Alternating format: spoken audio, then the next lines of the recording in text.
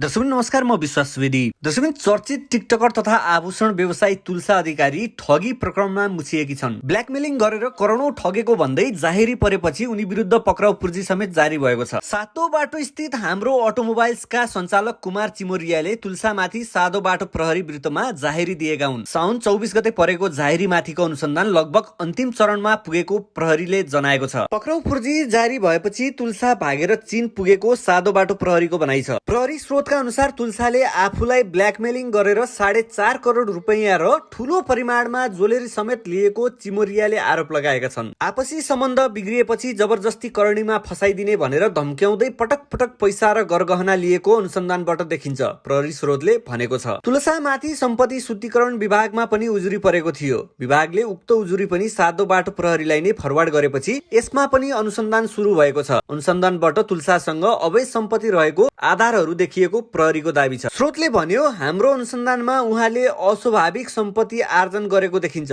20 करोड भन्दा बढीको ट्रान्जेक्सन र 1 करोड भन्दा बढी बैंक ब्यालेन्स पाइएको छ। उहाँको कुल सम्पत्तिको हिसाब 16-17 करोड हुन आउँछ। तुलसामाथि ठगी र अनुचित लेनदेन सँगै सम्पत्ति शुद्धिकरणको मुद्दा अदालत लैजाने तयारी प्रहरीले गरेको छ। अदालतमा मुद्दा दायर भए पश्चात उनलाई इन्टरपोल मार्फत नेपाल झिकाउने प्रक्रिया प्रहरीले सुरु गर्नेछ। यता तुलसाले भने चीनबाटै भिडियोहरू बनाएर आफूमाथि प्रहरीले बदनियत राखेको भन्दै न्यायको याचना गरेका छन्। आफू नेपालमा छँदा प्रहरीले छलफलका लागि समेत नबोलाएको र चीन आएपछि मात्रै पक्राउ पूर्जीको बारेमा थाहा पाएको उनको दाबी छ। तुलसा भन्छिन्, म भदौ 19 गतेसम्म नेपालमै थिए, मलाई कुनै खोज खबर गरिएन। चीन आएपछि अन्य स्रोतबाट पक्राउ पूर्जी जारी भएको थाहा पाए। मेरो मान्छेहरू प्रहरीमा बुझ्न जाँदा उहाँहरूले जाहेरी नै देखाउनु भएन, मान्नु भएन। पछि एकजना वकिल हायर गरेर मुद्दाको सामना गरिरहेको छु। तुलसाले अदालतमा मुद्दा दायर भएर छिटो किनारा लाग्ने अवस्था देखिएमा नेपाल फर्किन तयार रहेको बताएकी छन्। तर प्रहरीले आफूलाई दुःख दिने मात्रै नियत राखेको उनको गुनासो छ। आफ्नो सबै सम्पत्ति रोक्का गरिएको, तलासीका नाममा आफ्नो सोरुमबाट बहुमूल्य सामानहरू प्रहरीले जफत गरेर लगेको, आफू नजिकका मान्छेहरूलाई अनाहकमा दुःख दिएको उनले बताएकी छन्। केही समय अघि छानबिन प्रयोजनका लागि कुमारी पार्टी स्थित तुलसा कलेक्सनबाट सामानहरू बरामद गरेर लगेको थियो। ती सामानहरू अहिले प्रहरीहरूसँगै छन्। अदालतको आदेश अनुसार ती सामानको विषयमा निर्णय हुने प्रहरीको भनाइ छ। तुलसाले सातो बाटो प्रहरी वृत्तकी प्रमुख डीएसपी पूर्णिमा चन्दलाई आरोपित गर्ने प्रयास गरेकी छन्। पूर्णिमाले आफ्नो पसलबाट विगतमा पटक पटक गहनाहरू किनेर पैसा चुक्ता नगरेको उनको दाबी छ। आफूले पूरा पैसा नतिरिकन बिल दिन इन्कार गरे पश्चात पूर्णिमा रुष्ट बनेकी र अहिले आएर प्रतिशोध साध्न खोजेको आरोप उनले लगाएकी छन्। यो मुद्दालाई नजिकबाट निहालेका प्रहरीका एक उच्च अधिकारीले भने यसलाई खण्डन गरे। तुलसासँग 3-4 वर्ष पहिले पूर्णिमाको सम्बन्ध रहेको र 3 पटक गरगहना खरिद गरेको भए पनि पैसा तिर्न बाँकी नरहेको ती अधिकारी बताउँछन्। उहाँ पूर्णिमाले 3-4 वर्ष अघि उहाँको पसलबाट सामानहरू अर्डर गर्ने र क्युआरबाट भुक्तानी गर्ने गर्नुभएको देखिन्छ। अहिलेसम्म खरिद गर्नुभएको सामानको भुक्तानी भइसकेको छ। बिलमा अलिकति छुट माग्नु स्वाभाविकै हो, अन्यथा पैसा नतिर्ने नियत देखिएको छैन भनेर उनी अधिकारीले बताउँछन्। पूर्णिमा करिब 5 महिना अगाडि सातो बाटो वृत्तमा सरुवा भएर आएकी हुन्। उनी आउँदा तुलसामाथि अनुसन्धान सुरु भइसकेको थियो। पूर्णिमाले अनुसन्धानलाई सही रूपमा निरन्तरता दिइरहेको प्रहरीको दाबी छ। स्रोत भन्छ,